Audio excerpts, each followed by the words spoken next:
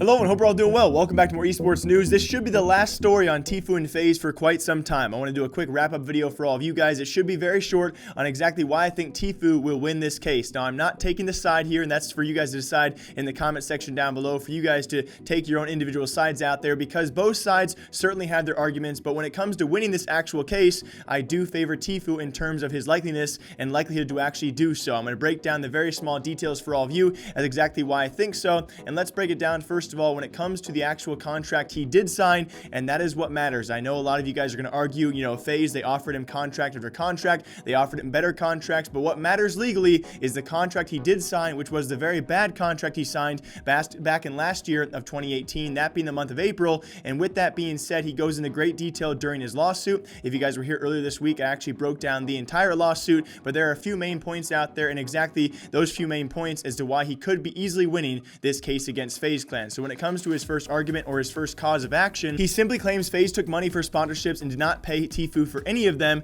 which of course, if he can actually prove that being true, would be a breach of contract. Kind of a reoccurring theme here in his allegations, the countless allegations he did make, there were quite a few of them, only one must be proven, which again, with the way Tfue's been acting, the way he's actually come forward about things compared to FaZe Clan, you must be thinking he is holding something back for when it's actually taken to court, and that's when it actually matters what the truth is and what you have evidence-wise. So you actually will notice Tfue has not really said anything blatantly obvious out there. He has never come forward and said FaZe took my money, they took this much. He has left those details off the table, likely for when this goes to actual court. We hop into a second cause as well for termination of contract. He states his contract is illegal and it violates section 16600, with it having anti-competitive restrictions for Tfue. Now, we go into details about this. It's pretty much him saying they don't allow him to pursue sponsorships which either have agreements currently with FaZe or any sponsors who are direct competitors with the FaZe sponsors. And on top of this, we hop into a later cause as well. He talks about this anti-competitive contract he did sign, where FaZe was not allowing him to pretty much bring in any sponsorships which already had agreements with FaZe Clan or were competition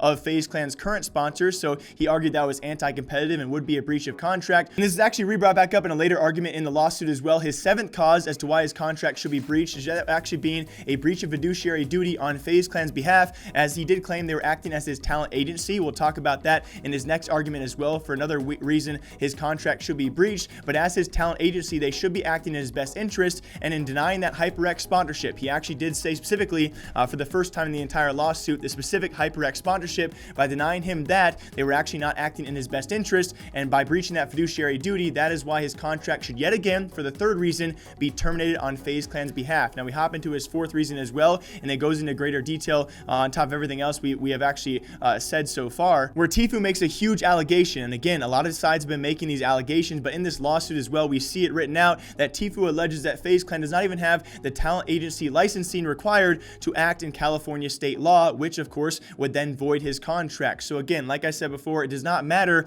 if all of these are true. If just one is true, it could be a reason for his contract to be terminated, and thus he would be freed and thus would win this case overall. Now, very last, we bring back up all of the points that Tfue did make, the serious allegations, and yes, I watched his response video. He did clearly say he'd be taking all of this stuff out of the lawsuit, but you can definitely argue if he did need this stuff to win, he could easily leave it in the lawsuit, that being the illegal gambling, the injuries done by stunts, and most importantly, the underage drinking, which we literally have a clip of FaZe Banks literally admitting to seeing Tfue underage drink in one of, if not both of the houses that FaZe Clan owns. I know for a fact he was drinking. He wasn't. No! That was it! Oh, God! That's it! Oh, did you hear that? That's it. I knew it. I knew it was going to happen. Oh, There's a serious problem. I mean, listen. His current girlfriend, Corinna, he met her at a party at the houses, right? And I know for a fact he was drinking. There's a serious problem. I mean, listen. And so I take this from 2 points. Like I said earlier, yes, he could take it out or he could leave it in. I'm going to believe and take his word for it that he's going to take it out of the lawsuit. But if he needs it, he could easily leave it in. But I also take the second point away from that. If he and his legal team are that confident where they take out a direct allegation, if the context of that video is correct, where Banks openly admits to seeing Tfue underage drink on the premises of one of their houses, which the organization owns, that is illegal. It doesn't matter if Tfue drinks on his own when he was 16 or 17 or 20. It does not matter to drink underage on a premises of an an organization would be a breach of contract and illegal, and definitely could be taken to court by this if that context was correct. But if Tfue and his team feel that confident where they don't even need those direct allegations and actual evidence against him, then I have to believe he has something in his favor other than, of course, the other allegations we've already brought up in terms of poor contract, in terms of FaZe taking money from him, which he has not discussed publicly yet. Because he is so confident in the fact that he is taking away most of his primary allegations, there must be some firm backing that Tfue is smartly and rightfully so not telling us, where he feels very confident in the court case when it goes to court that he would win this case all in all against FaZe Clan. So with all that being said, I am still super curious what you guys think. I'm trying my best not to take a side, but when it comes to favoring a person or an entity in this case who's actually going to win this case, I do feel in favor of Tfue for all the allegations he has brought to the table, the way that FaZe Clan has responded thus far, and Banks even potentially openly admitting to, of course, doing one of the things that Tfue did allege them of. And alongside that, you have an entirely separate case here, which no one has brought back up yet again, which is very serious and people are forgetting about, that being the underage signing of FaZe High Sky. No one is clearly talking about this, which still blows my mind, and it does make a lot of sense as this being very, very good evidence, maybe not to Tfue's side of things, but to attack the FaZe Clan organization in general, because when you talk about all the FaZe Clan responses so far, they have yet to even mention this side of the case, which maybe shows you how serious it could be of an allegation. Dude, stop. No, you're 11 years old. You mean 30? Oh my god. Dude, this isn't 2 years ago, buddy. Dude, dumbo. Listen. What?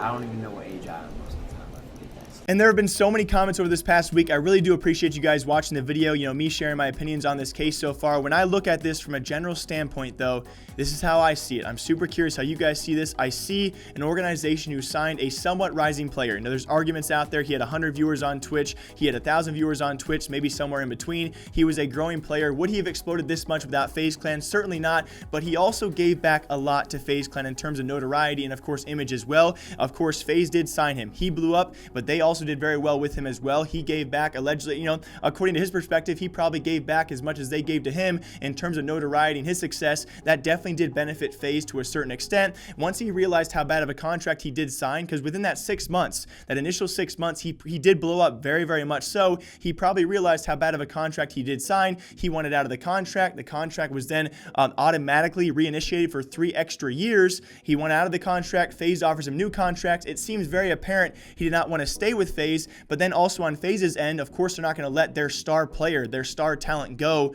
easily. So pretty much it's a back and forth, and how I see this is both parties have benefited, and now with this case going down, both parties are certainly being hurt by this, and the fact that there has to be a winner, or will there be a winner, is an entirely new question. So super curious what you guys think about this. This will be the last video I have on this for at least quite some time, unless it does actually go to court sometime soon, which will likely take a long time for this to even end, unless what is probably going to happen, this will likely be settled outside of court. And with that being said, even if it is who will win the case, I'm probably gonna argue in Tfue's behalf, but what's gonna happen with the High Sky situation to me is a lot more alarming. But as always, I hope you guys all enjoy. I'll see you back here Monday breaking down tournament news, World Cup for Fortnite, a CSGO events on top of everything else as well. I hope you guys all enjoy. I will see you back here sometime soon, and until then, take care.